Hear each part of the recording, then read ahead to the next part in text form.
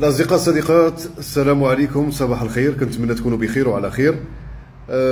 جيت غير بغيت نقول لكم بأن السي مصطفى بيتاس ناطق الرسمي ديال الحكومة المغربية البارح خرج في واحد الندوة صحفية وتكلم وهضر شي شوية على المحروقات وهضر على الموسم الفلاحي وعلى الدعم الذي سيقدم، ولكن ما تكلمش على هو أشار إلى المحروقات وتكلم على المحروقات، ماشي ما تكلمش عليها، ولكن ما عطاناش معطيات اللي هي فعلا مقنعه على الاسباب ديال الارتفاع ديال المحروقات وعلاش ارتفعت في هذا الوقت بالذات، وصلت ل 15 14 13 درهم وربما تقدر توصل حتى ل 20 درهم.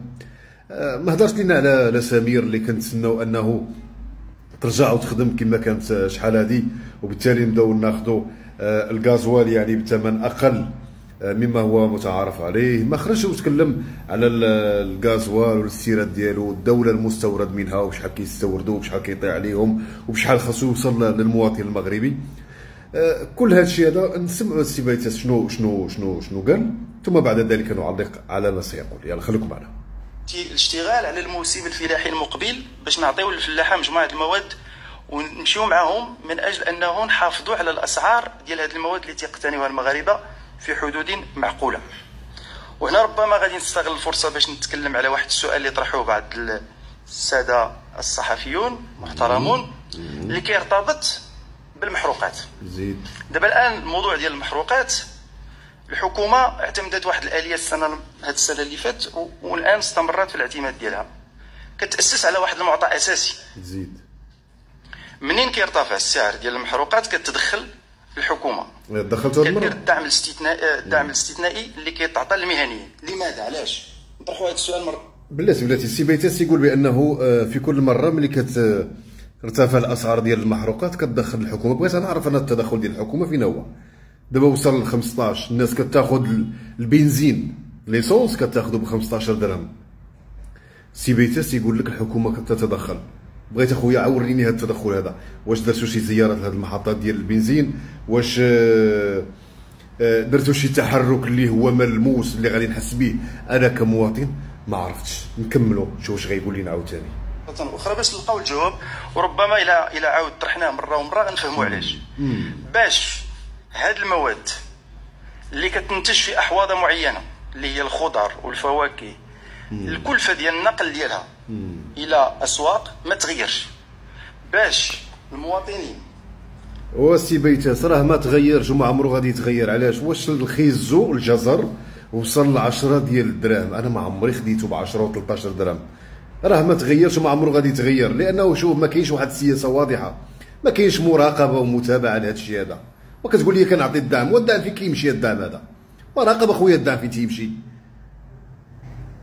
نكملوا مع الناس السجل الاجتماعي وغادي نجاوب عليه اللي جا في السؤال باش نميزوا شكون اللي محتاج الدعم وشكون اللي ما محتاجوش. دابا اش جاب الغازوال والارتفاع ديال الغازوال والسجل الاجتماعي الموحد والاسر الفقيره الاسر المحتاجه، وشحال تيكلف النقل ديال هذه البضائع والخضار. نكملوا استافدوا الان من النقل العمومي ومن الطاكسي ومن الكار ومن النقل المدرسي ومن هذه الخدمات كلها. نحافظوا على الاسعار في مستوى معقول، لكن يجب في واحد الوقت معين انه بلادنا تكون عندها واحد المنظومه واللي هي كتشتغل عليها هذه الحكومه هذه ديال السجل الاجتماعي باش نعرفوا الحجم ديال التدخل. وهذا ربما فيه عاوتاني يجرني للجواب على موضوع ديال التعويضات اللي صاحب الجلاله اكد عليها في الخطاب ديال العرش، ورئيس الحكومه في اول اجتماع ديال هذه الحكومه من بعد الفتره ديال الصيف اكد على ان الحكومه ملتزمه بانه في اخر السنه تبدا الصرف ديال هذه التعويضات المباشره للاسر المعوزه. فهذه واحد المنظومه متكامله ليتم الاشتغال عليها باش بواحد النوع ديال التاسيس عبر بناء ديال واحد المعالجه حقيقيه لمنظومه الدعم في بلادنا، ماشيش بناء على واحد الاليات اللي كانت سابقا معروفه اللي كنا كنعرفوها اللي هي صندوق المقاصد. حققت الاهداف ما غاديش ننكروا، ولكن يجب ان ننطلق الى مستوى اكبر لكي نستهدف الناس اللي في وضعيه هشه، الناس اللي محتاجين للدعم باش يمشي لهم هذاك الدعم مباشر. وطبعا هناك دعم للناس اللي في وضعيه هشه، وطبعا للناس اللي في وضعيه هشه وعندهم عرض. السي بيتاس بارك الله يعطيك الصحه، بركه دخلتي وخرجتي بزاف في الهضره وتكلمتي بزاف.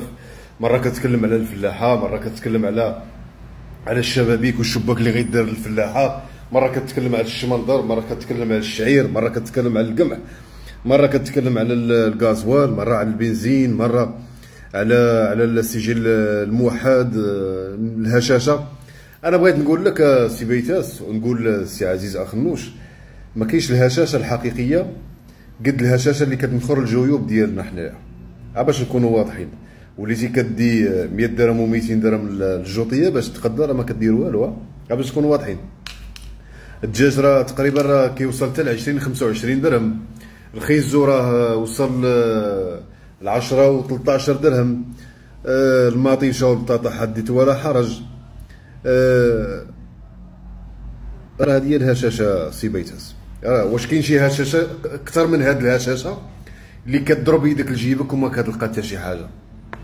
جاوبني وهضر لي على الغازوال الشريف، هضر لي على الغازوال اللي وصل 15 و 14 و 13 درهم، ومن المنتظر انه يوصل 20 درهم.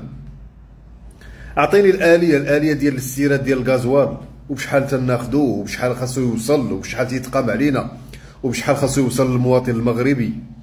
خرج اخويا وتكلم في الندوه الصحفيه وقول لنا الارقام ديال الغازوال في السوق الدوليه. خرج وتكلم لنا اخويا وقول لنا الاسباب ديال الارتفاع ديال هذا الخيزو هذا اللي وصل ل 10 ديال الدراهم، والخضار اللي ما بقيناش قادين ناخذوها. راه هذا هو اذا كان شي تغيير ولا كان شي تحرك فعلا ملموس. خرج اخويا تكلم لنا على الزيادات اللي تكلمتوا عليها واشرتوا ليها وقلتوا بانه المواطن او الموظف في القطاع الخاص غتزادوا 10%، 5 يعني في العام اللي دازو 5 هذا العام. سير اخويا شوفوا الصاليرات، طالعوا عليهم، شوفوا واش هاد الزياده فعلا تم التنفيذ ديالها. راه هذا هو هذه هي الخدمه ديال بصح الا كانت شي خدمه. اما باش تجي الندوه الصحفيه وتبدا تكلم لينا وتعطينا في الكلام ما نقولش فضفاض، ولكن فيه قوه الدخول والخروج في الهضره باش نكونوا واضحين، لانني كنتكلم من منطلق كصحفي انا. فالله يعطيك السر، الوضوح راه مزيان، وحاول انك ترتب الافكار ديالك، وحاول انك تواصل مع وسائل الاعلام. ما كنهضرش على الندوه، كنهضر على وسائل الاعلام اللي باغيه تستضيفك وباغيه تكلم معك وباغيه تناقشك. كان هذا هو الموضوع ديالنا اليوم. انا حاولت بشكل مبسط وبشكل مستعجل انني نشير بعض النقاط، ودائما غادي نبدا نجيب الندوات ديال السي بيتاس ونعلقوا عليها. خلوا لي الكومونتيرات ديالكم والتعليقات ديالكم، راه كيهموني بزاف. شكرا لكم، الله يعاونكم، ومع السلامه.